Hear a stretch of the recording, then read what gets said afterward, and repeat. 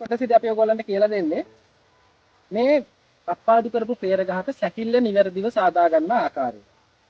මේ එතකොට ඔයගොල්ලන්ට පේනවා දැන් මේකේ අර ඉස්සරලා ඔයගොල්ලන්ට කියලා දුන්න විදිහට කප්පාදු කරපු අතුලින් අලුත් රිකී ඇවිල්ලා තියෙනවා. එතකොට බලමු අපි මෙන්න මේ රිකිලි ගොඩ ලොකු රිකිලි ප්‍රමාණයක් කරනවා. ඒතර මේ ඔයගොල්ලන්ට පේනවා මම ඉස්සරලා කිව්වා වගේ මේකේ අනවශ්‍ය රිකිලි තියෙනවා. අත්තකින් අත්තක් වැහෙන රිකිලි. අපි මේ රිකිලි ටික ඉවත් කරගන්න ඕනේ.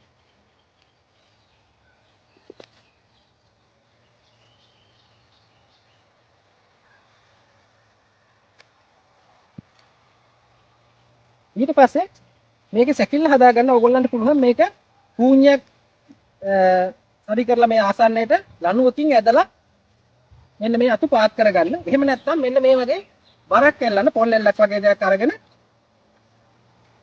මෙන්න මේ අතු වල යොදන්න. එතකොට මේක ඉබේම මේ අතු ටික පාත් කරගන්න පුළුවන්. මෙන්න මේ ආකාරයට ඕගොල්ලන්ට හොඳ සැකිල්ලක් හදා ගන්න පුළුවන්.